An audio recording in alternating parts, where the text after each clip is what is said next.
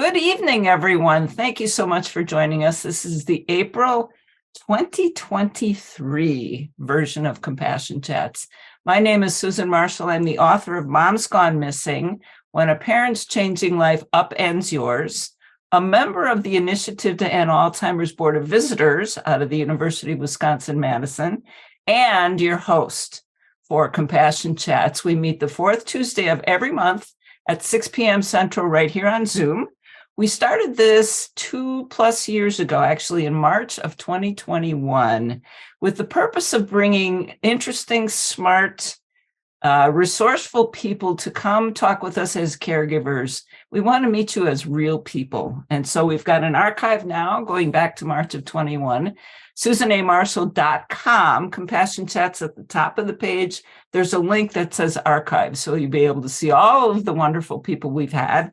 We are recording this session as we have recorded the others. So if you would please mute while Heather and I chat, and we will open it up for questions, comments, stories, whatever you would like to contribute as we conclude the evening. We are so pleased to have one of our earliest guests back with us. Heather Janes was our guest in July, right? I said July of 2021. At the time, Heather was a dementia care specialist with the Aging and Disability Resource Center in Jefferson County, Wisconsin. She has since relocated. She has since started her own wonderful business, which she'll tell us about this evening. And she continues to work with caregivers of dementia and Alzheimer's patients, in addition to others, I'm sure, Heather, right? So welcome back. Give us the update on what you are doing, and then we'll dive into our chat for the evening. Perfect. Thank you so much, Susan. It's good to be back, and it's good to see a lot of familiar faces on tonight. Hi, guys. So yes, last time I was here, July of 21, I was the dementia care specialist at the Aging and Disability Resource Center, like you said, and that was a wonderful role. I love that job. But as we would have it, God pushed me into South Dakota to do more with dementia. And so we made that move at the end of December of 21.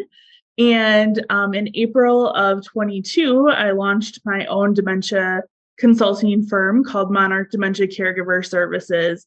And I just came up on a year, April 1st. And so it's just been a real pleasure to be able to serve caregivers and people living with dementia, as well as different businesses and organizations, providing dementia training, education, resources, support, kind of coaching along the way, just to kind of help guide caregivers as they need it.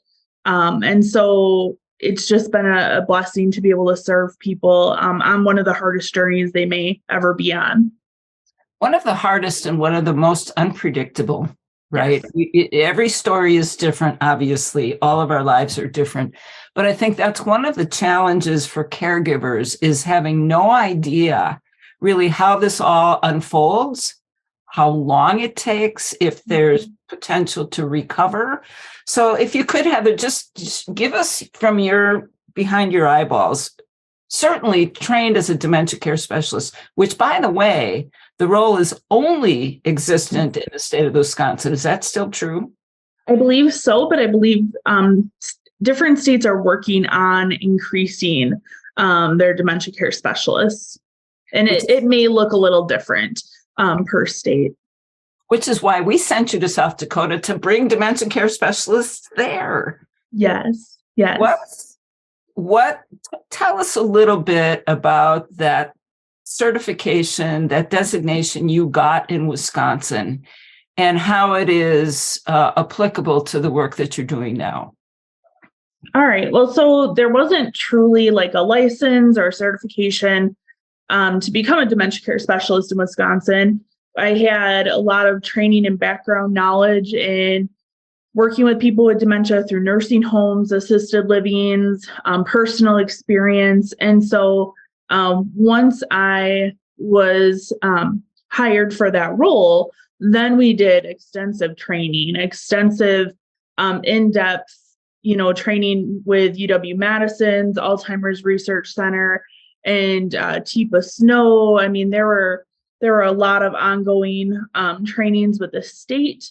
So there was just a lot. And I think county to county, each dementia care specialist took on different trainings as they felt important. And so I was trained in Dementia Live and Powerful Tools for Caregivers, different evidence-based research programs that could benefit the caregiver and the person living with dementia, so that I knew what my community needed. So those were the things I would get trained in. Some people got trained in arts programs and music programs. So just a variety of needs across each community.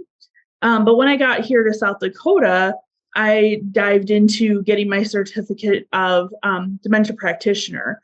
And so that was a 2-day training of really diving into what dementia is, and a lot of things that I had already known. But at the end, got the certificate, which makes me a certified dementia practitioner as well.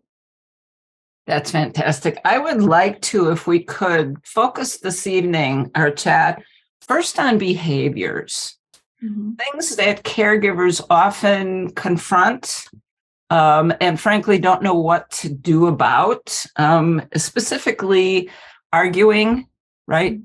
When we want to have a conversation and the individual we're talking to says, no, that's not true, or no, that's not the way it is.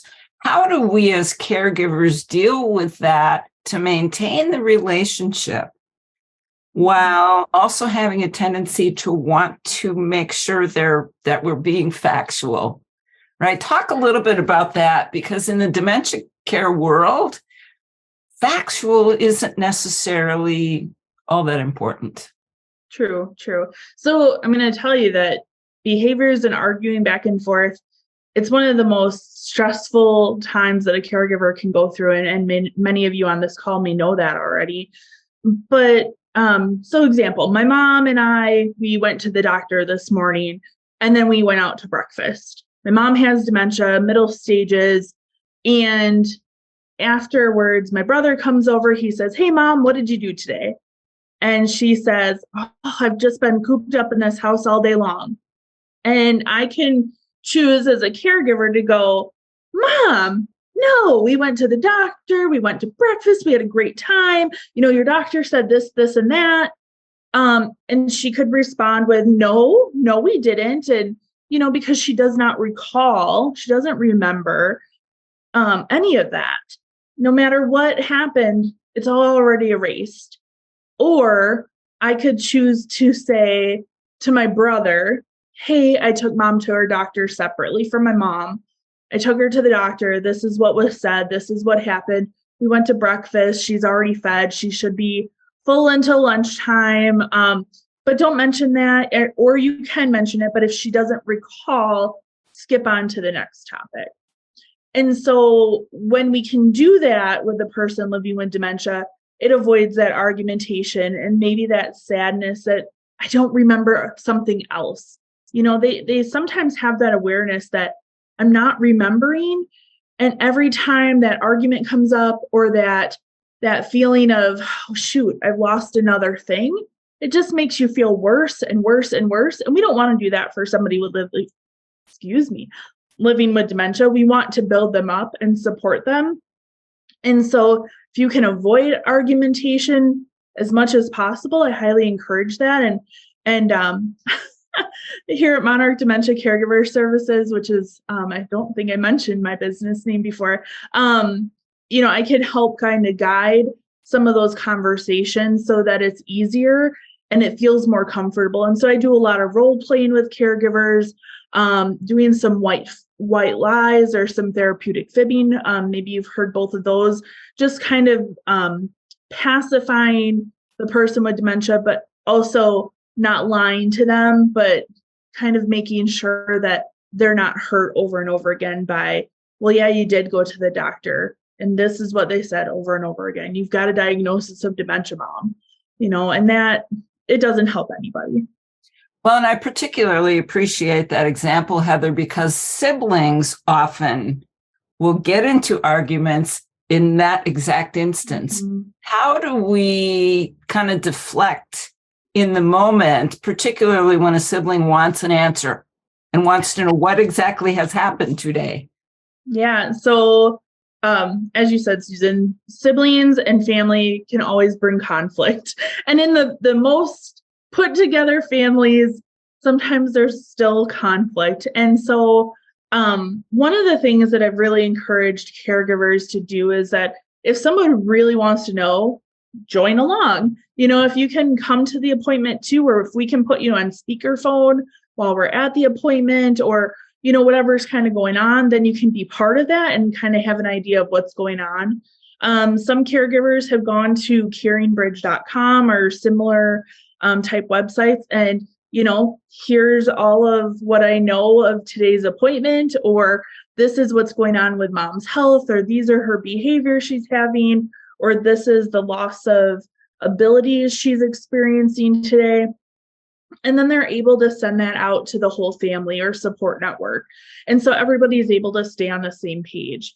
I'm currently working with a rural caregiver, an app program to advance that, so that there's a new app and network out there available to really be able to communicate and track some of that stuff, but to be able to bring the whole team together so that everybody can join in on that conversation. So stay tuned for that. Oh, absolutely. We'd love to hear about that, not only for family members, but for friends. Yes. Who may call a different family member and get a slightly different version of the story, right? I love that idea.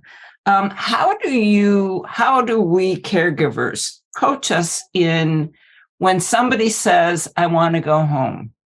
Mm-hmm. When somebody says, where's Alice, right? Where's my friend? I haven't seen her in a while. Talk to us about how we manage those kinds of questions or conversations. Yeah, so oftentimes somebody with dementia will say, I want to go home. And in the grand scheme of things, nobody knows what that means. Is it that they want to go to their current home? Is it that they want to go to their past home? Is it that they want to go to their eternal home? Is it that they miss memories from the past that, home reminds me of comfort and where my parents and siblings were, or my dog, or, just whatever that might look like. But some people will say over and over again, I want to go home. You go walk into any nursing home and you'll hear it. And so different ways to approach that can look different per each household or each caregiver. But some of the tips that I found that help, and that other caregivers have found that help, is that you can ask them what they want to do when they get home. You can bring out old pictures maybe of home and family. What would you want to do when you get there? And you can kind of start reminiscing on that. Sometimes you can take a short drive to go get ice cream or look at the birds on the river. And then by the time they get back, they might have forgotten that they want to go home. They might have stopped fixating on that thought. And so, that might be some different ways. But you can always give them an activity to, hey, I need you to help fold these towels before we go home. And sometimes, again, that can just distract them long enough that they've forgotten that they want to go home. When it comes to wanting to see people who may have passed or are no longer around, it's best not to say, well, don't you remember you were at the funeral? Because again, that can generate more sadness and, oh, I don't remember the funeral. Was I there? Or, it can just generate so many emotions. And so sometimes, again, we go back to that therapeutic fibbing. And so, she's asking about Alice. Alice died 40 years ago. But we can say, Alice is so excited to know how you're doing. Is it okay if we write her a letter? And maybe have the person write her a letter, or, let's bring out some pictures of Alice if we have any, and we can talk about so many memories that we had with Alice, and they were just such good times. And you can generate those good feelings and that happiness, because those are the real memories that'll stay with the person living with dementia, is that happiness and those emotions that you made the person feel. And so it can stop maybe asking about Alice. Maybe she'll continue to ask about Alice, but you can then, after you've had those stories, go, oh, well, remember you used to go to the mall with Alice and you guys would shop until you were broke. And just, again, generating those happy feelings for the person.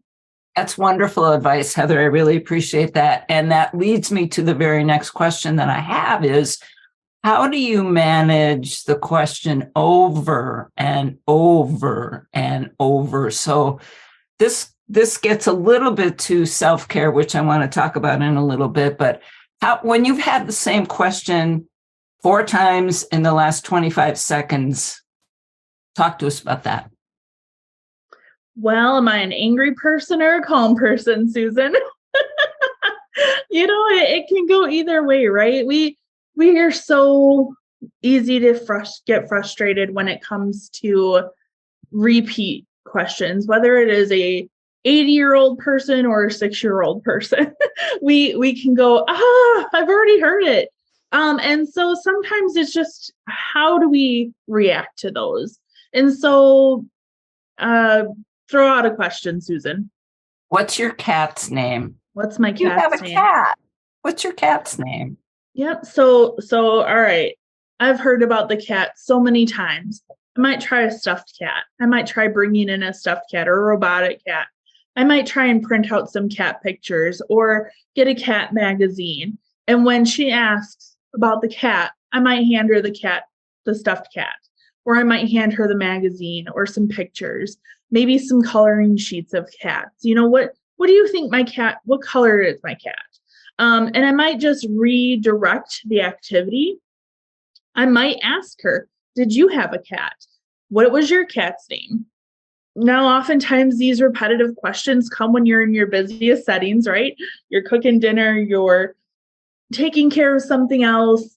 And so sometimes you just don't have time to answer these questions, or you don't want to, and that's okay. And that's normal.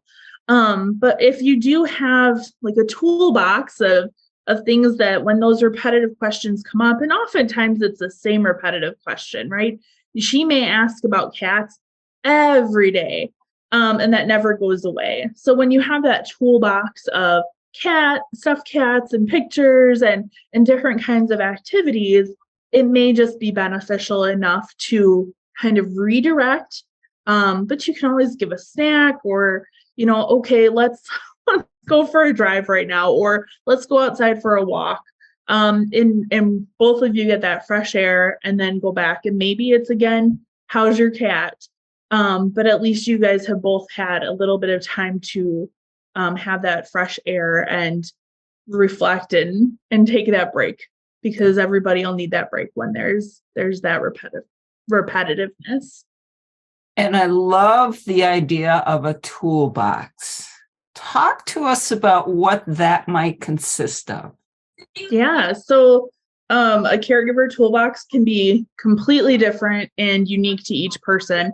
And your toolbox may be completely different as well. So I might have a wicker basket, and it might have soft blankets in there and fidgets, and it might have a stuffed animal or a baby.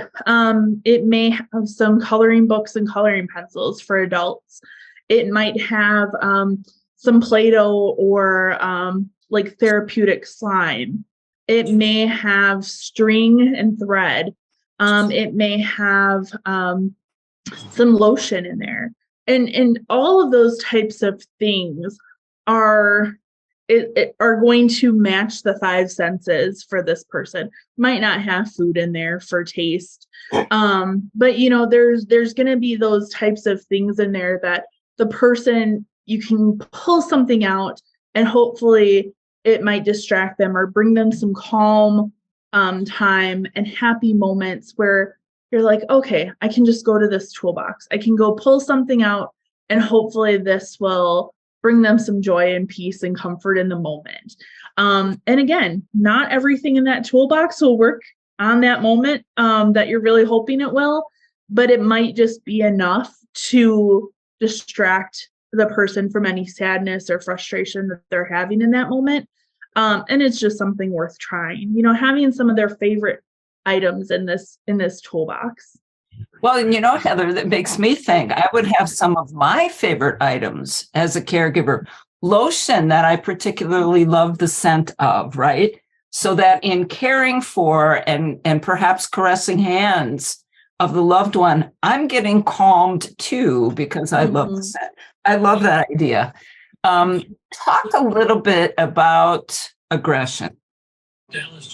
As part of the array of behaviors we often see that we're unprepared for, sudden outbursts, sudden movement, those kinds of things that are aggressive in nature. When do we attempt to manage that, and when should we either, take a break, walk away, redirect? How? Give us a couple of different approaches that we might try. All right. Yeah, that's a good question, Susan, because aggression sometimes comes with dementia, and it can be really hard, especially when we're not expecting it. I worked with a gentleman in the past who started to not recognize his wife anymore, and didn't recognize her as his wife, didn't recognize her as a caregiver, and became extremely violent with her, pushing her, locking her in the garage, things like that. And she refused to call the cops on him because she was so terrified that they would lock him away, right? They would put him in a home, and she didn't want that. She wanted him to age in place at home.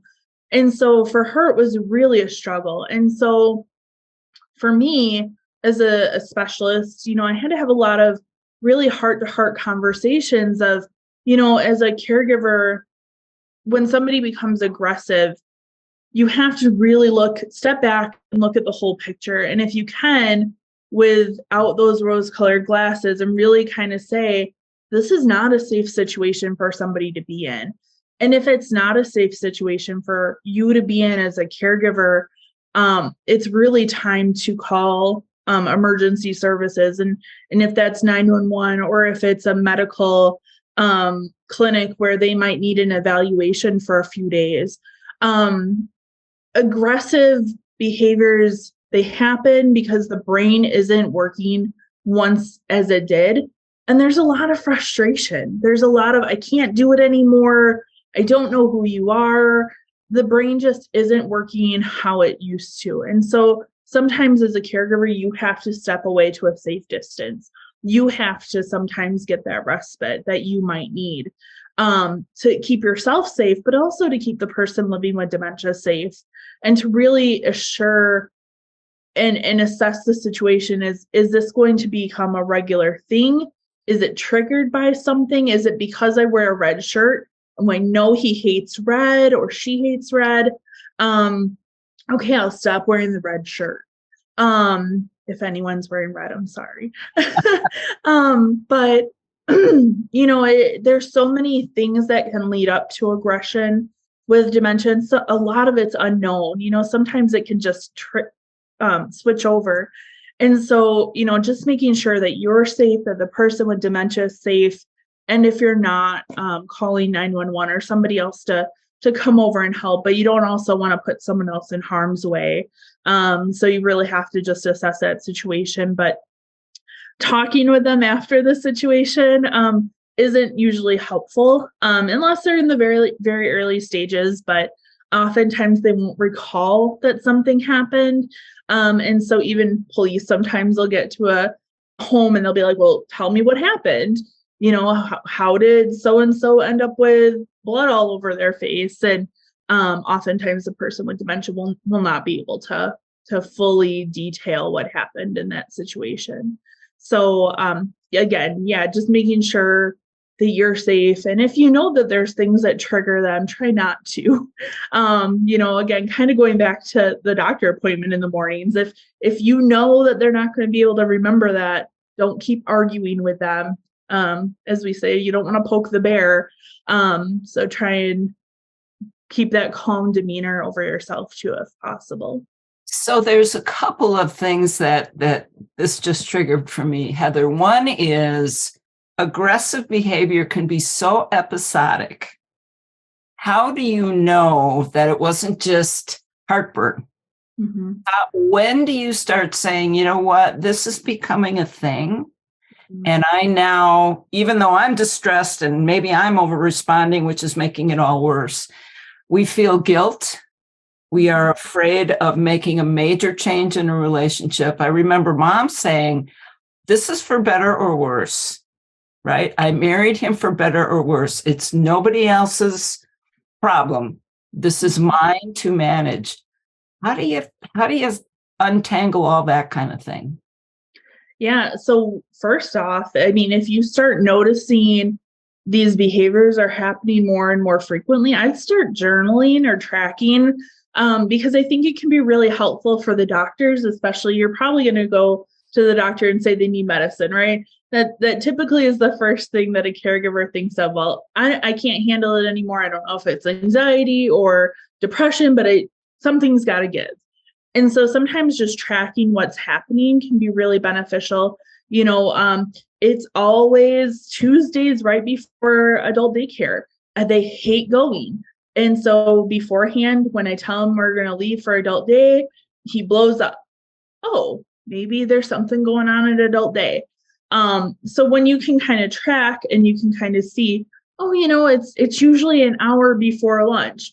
Wonder if he's getting hungry earlier. Maybe we can bump lunch up. And sometimes, they're not able to tell us what's bothering them. And so, right, Susan, is it heartburn? Is it a urinary tract infection, which can cause all sorts of behaviors? Sometimes we do want to take them into the doctor to determine, is it something that's just treatable that could easily give them a little bit of something to take the edge off. But if you're tracking and you're kind of going, oh, I'm seeing this pattern, sometimes you can, as a caregiver, change what you're doing, and modify what's happening in your daily schedule. So you're talking so logically, and this is so sensible. As a caregiver, I rarely feel logical. I rarely feel sensible. I am distraught because I don't know what to do next. I don't want to create a permanent change for this person that I love and I'm caring for. Mm-hmm. And yet, I got to do something different. Mm-hmm. How do we manage all of our own conflicting emotions? And so tell us, you talked about, taking a break and getting some rest, but how do you do that? Yeah. Yeah. So I've worked with so many caregivers, and I've heard so many caregivers, either one caregiver is begging for as many classes and as many resources as possible, and the other caregiver saying, I don't have time for any of it. Right? You're falling on one of those extremes or somewhere in that spectrum, right? And so it's really hard, because for me as a consultant and a specialist, I want to give you what you need and want. So if you want more education and classes and support, and that, and I offer that, and you say, yes, I'm going to help you sign up for everything.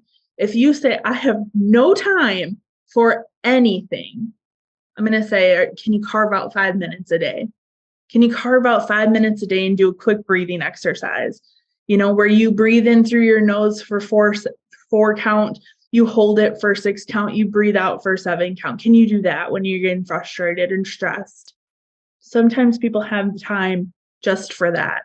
And sometimes that can make a world of difference, right? But when people come to me, I really try and sit down with them to hear what their major needs are and what that can look like is different for everybody.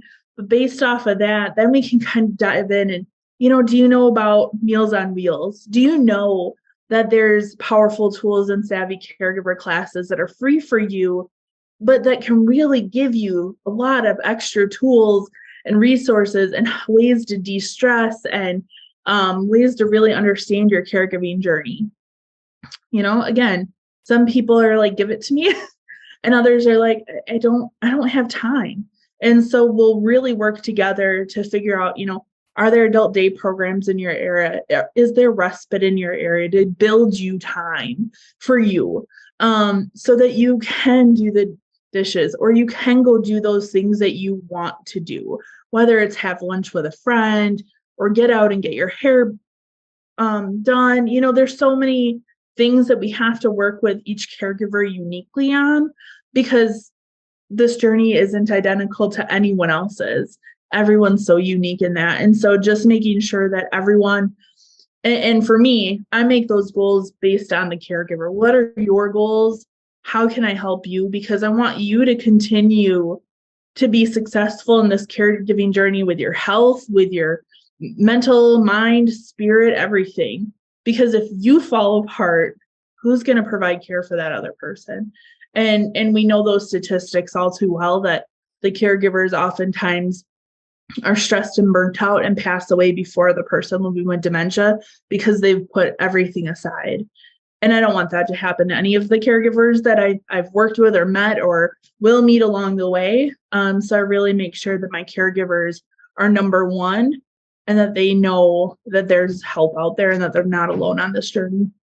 So important. Bless you for the work that you do. Thank you. Let's go back to the beginning of our conversation, Heather, and talk about the fact that we have no idea how long this particular journey will be. We talked about behaviors. You gave us some wonderful tips on things to do. At what point does it become no longer safe or viable to keep a loved one in a home setting? At what point do we need to say, you know what, we got to do something different? Mm-hmm. Yeah. So hard question, right? And there's some people who are like, oh, you're going to a nursing home. I want to go to a nursing home. This is what I want. Not for everybody. Not everybody wants that. A lot of people are like, I'm staying at home. I'm going to stay there forever. And so it really does come down to safety. And so we look at safety of the person living with dementia, and we look at the safety for the person providing care. And so, at some point, I don't know any caregivers on this call who said, sign me up, I want to be a long-term caregiver. And so a lot of times this upends your life, right? It completely changes who you are, what your life journey looks like, right? Some people quit their work. Some people end up caregiving full time. Some people go to different states to provide care. And so when we look at safety, are they living alone? Are they wandering? Are they starting to have moldy food in their fridge? Is their house clean? And when I say clean, I mean, is there stuff all over the floor? Is it a tripping hazard? Have they had falls, unknown falls? Are there bruises? Are there huge dents in the car? Are there things that are kind of unexplained? And when we look at the caregiver, is the caregiver just done and burnt out? Have you said multiple times, I can't do this anymore? You don't have to continue doing it. And as many times as people have said, I can't put them in a nursing home, I promised I wouldn't. Sometimes it's time to look at different options, because if you're not safe at home and they're not safe, or you've decided I just can't and don't want to provide care anymore, then it's no longer a good match for you to be that caregiver. And so it is okay to look at other options, and maybe they can live at home with additional supports. Maybe it's 24-hour care that they need. Maybe it's somebody coming in and taking all the cords and rugs out of the home, making sure that there's guardrails and handrails in the bathrooms, and that their chair isn't too far from the table that they always have their items on. But you have to really explore that. And again, I'm willing and able to help with that. And there's many other agencies around that can help. And I'm located in Pierre, South Dakota. I did see that question come up in the chat. But I am willing and able to help people wherever they're at. Thankfully, Zoom and phones are an option, and I'm willing to travel also to help people. So I don't want anyone to think that, oh, I'm stuck. I don't have the answers. I don't know what to do. This is too hard. I can't make this decision on my own. You don't have to. There's support and resources available. You are an absolute angel doing this work. You've heard me say that many, many times to you, my friend. Let's talk now about you don't have to do this alone. And I know many caregivers go, yeah, I do. You don't understand. You're not here, blah, blah, blah. Talk about families where there are siblings, perhaps in different locations, who have different understandings of what's going on, who have different ideas about what should happen next. Do you get involved in managing some of those family discussions as well? Absolutely. I've sat through many family mentor meetings because it is true. Every person in a family has a different opinion, a different way of coping. And so if you've read Susan's book, you see her siblings and herself's different opinions. If you've watched This Is Us, you can see those opinions in that show. But truly, every family I've worked with has had a dynamic. And it's hard because usually there's one person who does all the work and who feels that they know the person best. And then there's usually a few other people who are maybe on board and supporting and saying, oh, yeah, you're doing a good job, and kind of leave it at that. And then there's a few that are in denial and, they're just getting older. There's nothing wrong with them because I've only spent a couple hours with them over the last year. I don't see it. You're crazy. And so all those dynamics can really make it challenging and frustrating, right?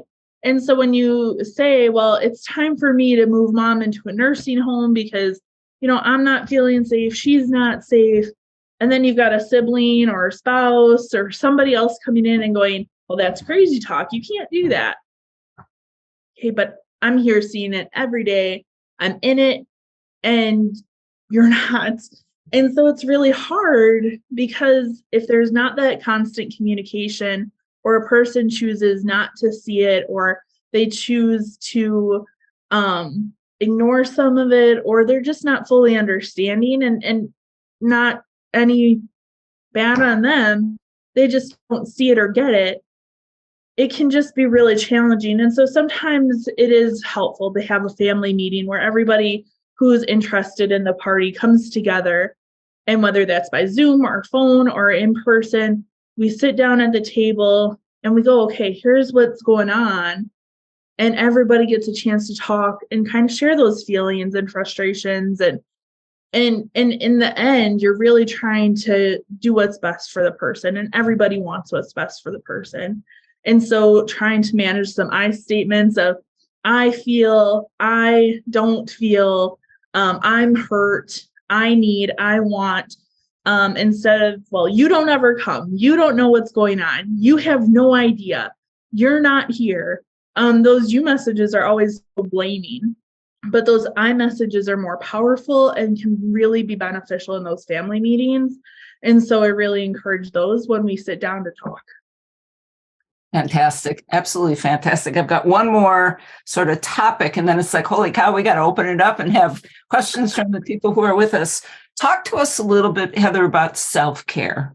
We all get it. We all know we need it. We all know we're supposed to. How do you help caregivers reprioritize, perhaps, and find those little getaways, whether it's 10 minutes or 5 minutes to breathe? I love that example. It's hard for caregivers to say, I need, because they need so much. And I'm the only one here, whatever. I mean, just as you frame this, how can caregivers learn, A, the importance? Intellectually, we get it. Emotionally, no time. Talk to us about that. Well, I'm not sure I'm allowed to talk on this topic. I was recently told by a caregiver, if you talk about self-care one more time, I'm done. And so, like, again, you've got people who are like, yeah, I miss doing things for myself. And there's people who I don't have time. No way am I going to do anything self-care. And so then there's the people in the middle. And so when I talk about self-care, again, I talk about doing things for you that maybe you would have done prior to caregiving, but that are still important and need to be done. And that might be as simple as clipping your nails, right? Like, when's the last time you clipped your nails? Oh my goodness. Or, when's the last time you really just had a good belly laugh? Do you need to look up a joke once a day online? We're all attached to our phones. Can you sign up for a joke text message line? Doing self-care can be as big as you want it, where I'm going to go get a massage today and get my hair done and have lunch with my friends. Or it can be as simple as getting that affirmation text message. And so, I encourage self-care because I know how beneficial it is, because I've taught my caregivers self-care. I've worked with them where they've had to create a goal once a week where I want to accomplish this, not I have to accomplish, I want to. And you create 5 little baby steps. How am I going to get through this week? Maybe it's I want to read 1 chapter in my book. And so on 3 days a week, I'm going to read 4 pages. And I know that mornings are better because my person sleeps in. And so I'm going to get 4 pages, hopefully 3 days a week. And so I never encourage them to do 7 days a week or to commit to something so big, because then you feel like you failed, or I'm going to walk outside 7 days a week. Well, no, you're not, because it's Wisconsin, it's South Dakota, it's wherever you are, and it's going to rain, or it's going to be 20 degrees, or it's going to snow, or it's going to be 100 degrees. And so you're not going to do it. And then I failed because I didn't get it done. And so I really encourage small goals, small baby steps, and to do something you really want to do for you and that's meaningful and manageable. And so, maybe you do want to get a massage, but I've got to find a respite. I've got to find a day that works with the massage or salon. And so you build, again, those baby steps. I'm going to make a phone call. I'm going to ask my brother to come over and watch mom. I'm going to go to my massage. So trying to make it manageable and do those baby steps first. I think that's so critically important, because I know I've been guilty of thinking I'm going to go do this. And then, no, you're not. No, you're not. And then it's like, okay, get the big beat me up stick, right? I should have, how come, blah, blah, blah. It's defeating. And we feel awful. We feel awful when we don't make it. So I want everyone to be successful if they're going to make those goals, if they're going to want to do self-care. I want you to be successful and feel good about it. I don't want you to feel guilty. And trust me, your person will be fine for a couple minutes or with somebody else, because guess what? They'll probably have a lot more fun. They needed a break from you. Well, there's a thought. They need a break from me. Yeah, that's so very true. One last word that I want you to talk about, because it is so central to the work that you do and something we all need so desperately for ourselves and for those we love. Talk about kindness. It's so huge. If you can walk into a room with a smile, if you can help somebody who's going through this journey, whether it's you bring over a card saying you're doing a great job, a phone call, just, you're doing wonderful. It's so hard being a caregiver. And dementia is just so taxing on everybody that's involved in it. And if you can just say a kind word or smile or help them out when they're at the grocery store and you see them struggling, hop in and just, can I help you get that? It just can mean a whole world, and it can make that person's day so much better. And you have no idea the lasting effects that can have. If I'm in the coffee line and someone pays for my coffee, man, you've touched my heart all day long and probably all week long. I will talk about you all week long and further on into my Zoom meetings. But it just makes us feel good and loved and cared for. And it can be a total stranger, and it just makes people so happy. And so I encourage everybody to be kind and just walk through life not knowing what anyone else has walked through, and just love. Absolutely wonderful. I want to open the lines now. Anybody who has a question for Heather, a story perhaps you'd like to share, or a particular challenge maybe that you're dealing with right now. So I love that. Unmute, join the conversation. Eric and Bernadette, I am about 3.5 hours from Sioux Falls, and I think your grandson will love it here. Marlene, do you have a question? Well, I'm not a current caretaker. I have cared for both of my parents as they went through this. And I wanted to mention one thing. When it's a loved one, ask yourself sometimes if they could choose who their caretaker would be, would they pick you? Would they have picked you? That helped me so much with my siblings. And with my mom's sister and her brother giving advice. Everyone had advice to give. But when I really thought about the root of it, would she want me to care for her? I always got a yes. I always got a yes in my heart and in my mind. And that makes you struggle through, especially the moments you think you just can't take it anymore. Mm-hmm. You wonder, am I doing this right? Should I do this? Should I do that? And then knowing that they trust you, they do trust you. They know. So I always asked myself, would she have picked me? And I still that. To this day know she would have. Mm-hmm. Marlene, that is, oh, sorry, Susan. Yeah, I love that. I think that's a great question to ask yourself. And if that's a no, go, hopefully I'm doing the best and I'm living up to her expectations, right? The other thing you might address for some of the caretakers is, Heather, that I struggled with was that very slow moving grief that comes as they begin to fade. Sometimes for them, it might be a smell, a thought, a light, a color, like you were saying. When we see them struggle, we see the fear in their eyes when they don't recognize you, when they demand, this isn't my bed, those aren't my clothes, whatever it might be. There's a little disconnect of grieving each time, and where to put that pain and how to deal with that on such a slow pace. It's very painful where you second guess yourself constantly. And keeping that love strong of the person you knew and the new person you've met each and every moment. And grief, I could talk to on a whole hour. But Pauline Boss, she has a great book called Ambiguous Loss, and it talks about the loss during the dementia journey and the caregivers, how you deal with each loss, right? The loss of no longer being able to tie your shoes, the loss of no longer being able to do your finances, the loss of, sense of self, sense of others.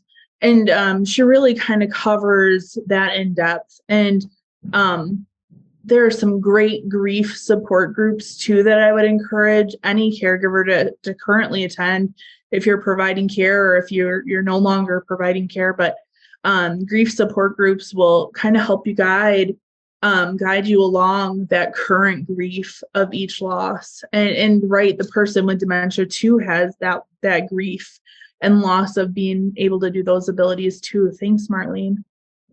That's an interesting point, Marlene. I really appreciate it too, because that was one thing that Mom really struggled with as she was losing Dad. He had a long 10 or 12 year journey with Alzheimer's. We didn't really know when it started or how long, but she lost him while he was still here.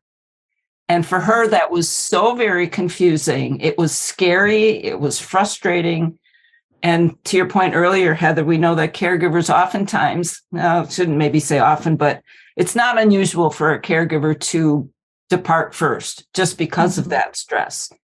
And so how, Heather, from your perspective, how can you talk with a loved one that you are caring for who's experiencing a loss that maybe is not quite understandable because evidence suggests that the person is still here or the thing they're missing is right in front of them? Yeah. So I think just having that empathy, right? Of, I know this is hard. I know you're sad. I think having empathy and anybody coming alongside you and saying, I can tell this is hard for you. It's hard for me too. Having empathy can just, again, kind of going along with that kindness and love and compassion, right? It opens the person up to saying, yeah, it is hard for me, and maybe there's tears and maybe that's therapeutic for that person, or maybe there's some frustration and that's therapeutic, right? It just kind of opens up some conversation or maybe some silence as well. I've heard people say, Heather, don't say, I know how you feel, because you don't. Right. That can sometimes open up an argument where that's not at all what you were intending to do. So talk a little bit about that. Our choice of words is so critical at times. It absolutely is. And so, we'll say things like, yeah, I know how you feel, or, well, don't you remember? And we say it so easily, right? We don't mean to say it in a harmful way. We don't mean to say it in a way that it will offend anybody, but we say it because sometimes those words have just been in our vocabulary for so long. And so trying to think about what we're saying before we say it, is it going to be helpful? Is it going to be hurtful? Is it going to cause more harm than not? And so, again, kind of easier said than done, but sometimes we have to give ourselves a little bit of time before we jump into that conversation. I think of caregivers all the time and somebody going, well, at least, it's just dementia. Oh, that's probably not a real good approach. At least that you still have them. They're still alive. At least, and it's like, oh, I've got caregivers all the time blowing up, every once in a while. They're like, did you hear, so-and-so said this? And so I think it's just, again, trying to have compassion and empathy when you're having those conversations and thinking about what you say. And I think if you do say something that you regret down the road, you just apologize for it. I shouldn't have said that. I'm so sorry. I don't know where that came from, or, it's just in there and I didn't think before I talked. Sometimes that can be helpful. So Heather, it might be safe to mention that their memory doesn't stay with them for very long. So when they're lucid and they're thinking of someone, I call it little white lies. But when my mom would ask, like, where my son was, I'd say, well, he's in this country, he's in the Marine Corps. Aren't we proud of him? And then she would just jump on we're proud of him. Yeah. She didn't know where he was, or she didn't really need to know where he was. Or I realized that if I talked about my father, she would go right with some year in the past, maybe even before I was born. And I just say, well, he's at work, he'll be home later. Knowing that he'd been dead for 20 years, but for her, he was still there. She just didn't need to relive the loss of family or the loss of that over and over again. So I just had little white lies, and I'd find whoever she asked about, I'd find whatever their famous pastime was and say, that's what they're doing. Her mother was always sewing. Marlene, I love that, because your mom's sewing. Yeah, it does. It helps the person to really connect and go, oh, they're having a good time. Like, that's great. And I think that therapeutic fibbing is so helpful when you can do it. And there's so many caregivers that, again, need that practice and be able to do it. They feel uncomfortable lying or fibbing. And that's, again, where that role modeling or role playing can come in of, let's do it together. I'm mom. Well, where are they? So I love it. Thank you. Well, it's certainly easier if you're related and you love the person that you're caring for. Working in a nursing home environment, which I have done too, you don't know their background. You don't know their favorite things. You kind of are stabbing in the dark with a little white lie, because you're not sure. But connecting to something that they would relate that person to. My mom's sister had blaze red hair, and I'd always say, oh, that red hair of Margie's. And then she'd go on to another subject. Yeah, that wasn't always her hair color or something silly. But knowing them helps. Knowing them and keeping them home in an environment that there's somewhat visitors are coming regularly, and family dinners, and the whole shot is still happening. I think everybody living in a residential facility has to have like some kind of questionnaire, right? Like an in-depth questionnaire of who they were before, who are some of those friends and family members, what are some of those things you could relate to and reminisce on? Because I think you're right, Marlene, when you can say her red hair and that picture of her comes up and wow, I can tell you stories about her. I think that can be really powerful. Mm-hmm. Absolutely wonderful. Anyone else before we conclude for the evening have a question, perhaps a story, something you want to share before we sign off? I did put my contact information in the chat. And then Susan, I don't know if you send out an email to everybody who joined or if you can add that information too, or. We have not, but I can certainly start doing that because now I get everybody's emails. So thank you for that. Thank you all once again for joining us. I want to remind you that this is recorded. We will have Heather in the archive for the second time, July 2021 and now April 2023. So Heather, thank you so much. SusanAMarshall.com is where you will find the chats. We'll have this posted just as quickly as we can. Heather, what a joy. Thank you so much for joining us. Thanks everybody else too for joining us this evening. We'll hope to see you again soon. Bye everyone. Thanks everybody. Good to see you all.